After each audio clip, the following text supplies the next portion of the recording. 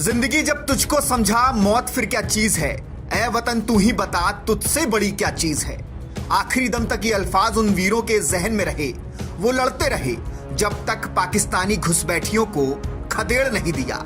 ये कहानी 23 साल पहले की है, जब कारगिल में एक बार फिर से दिखा था देश के जवानों का बेहिसाब जोश, जिसने शौर्य और शहादत की कभी ना भूलने वाली गाथा लिख दी।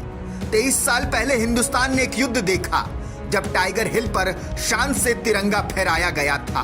जवानों के पराक्रम के आगे 18,000 फीट की वो पहाड़ी भी बौनी साबित हो रही थी, जब पाक ने नापाक इरादों के साथ भारत की सरजमी पर कदम रखा था। एक ऐसा युद्ध जिसे धोखे और विश्वासघात से शुरू किया गया था, लेकिन इसका अंत भारत के शूरवीरों ने अपने पराक्रम, शौर्य और बलिदान से किया। जिन पाकिस्तानी सैनिकों की आंखों ने हिंदुस्तान पर फतेह का सपना देखा, भारतीय बब्बर शेरों ने इन आंखों को हमेशा हमेशा के लिए निस्तनाबूद कर दिया। वो आए तो भारत पर कब्जा करने की हसरत से थे, लेकिन वो भूल गए कि भारत उनका बाप है। जब 71 में पाकिस्तान को चीर के दो फाड़ कर दिया, 90,000 सैनिकों को घुटने पर टिकवा दिया, वो तो हमारे नेता थोड़े पुरानी परंपरा से बंधे हुए थे, जिसमें दुश्मन को माफ करना सिखाया जाता है। वरना कोई और होता तो लाहौर और इस्लामाबाद भी भारत की सीमा में होता। और ये मैं कोई हवाई बातें नहीं कर रहा, ऐसे बहुत से किस्से हैं कारगिल के, जब पाकिस्तान अपने घुटने पर आया और हिंदुस्तान से माफी भी मांगी।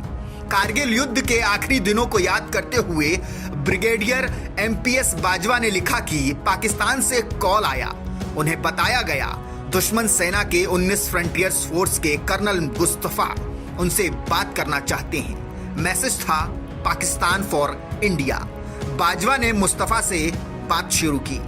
बाजवा ने मुस्तफा से पूछा वो क्या चाहते हैं। मुस्तफा ने कहा, मैं सबसे पहले आपको बधाई देना चाहता हूं कि आपकी सेना ने बड़ी बहादुरी से लड़ाई लड़ी।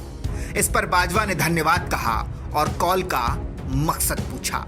मुस्तफा ने बताया, सर हमारी 13 डेड बॉडीज और संभवतः एक जीवित सैनिक आपके पास है। मेरी गुजारिश है कि आप उन्हें लौटा दें, ये मेरी इज्जत का सवाल है। इस पर बाजवा ने कहा कि कर्नल मुस्तफा अभी तो हमें आप पर एक और हमला करना है। इस पर मुस्तफा ने कहा, सर आपको इसकी जरूरत नहीं पड़ेगी, हम अपने आप लौट रहे हैं। बाजवा चौंक गए और मुस्तफा से पूछा कि उनका वो कैसे यकीन करें। मुस्तफा ने तुरंत जवाब दिया, सर मैं पठान हूं। बाजवा ने इसके जवाब में कहा, तो फिर ठीक है, मैं भी सरदार हूं। बाजवा ने मुस्तफा से कहा कि हम पाकिस्तान के झंडे में लपेट कर उनके शव पूरी इज्जत के साथ लौटाएंगे। वो अब शत्रु नहीं, सिर्फ और सिर्फ सैनिक हैं। मुस्तफा ने सहमति जताई और सभी शव लौटा दिए गए। वादे के मुताबिक पाकिस्तानी भी लौट गए और इस तरह करगिल युद्ध का अंत हुआ। करगिल का युद्ध और वो ऑपरेशन विजय, जो कि लगभग 60 दिन तक चला, जिसमें 527 वीर सपूतों ने अपने प्राणों की आहुति दी और करीब 1300 जवान घायल हुए। सोचिए कितना लहू बहा है इस मिट्टी में उन शूरवीरों का। लेकिन दुर्भाग्य इस देश का यही है कि हम आज उन्हें जानते तक नहीं हैं। कभी विचार कीजिएगा कि हम मॉडर्न बनने के चक्कर में उन्हें भुला बैठे जिन्हें आज हमारा रोल मॉडल होना चाहिए था।